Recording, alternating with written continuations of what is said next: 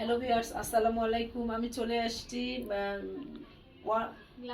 গ্ল্যামারসার beauty পার্লারে। এটা হচ্ছে ধাপে, এটা বিয়াম স্কুলের পাশে। আর আপুর নাম হচ্ছে জান্নাত আপু। আমি অনেক দিন থেকে এখানে সাজুগুজু করি। আপুর পার্লারে আসার আমার বয়স 6 বছরের মতো হচ্ছে।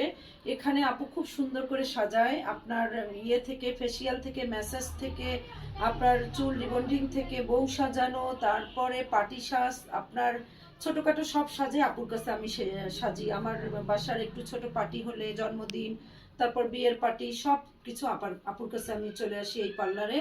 তো অনেক সুন্দর করে, আপুও দেখতে অনেক কিউট।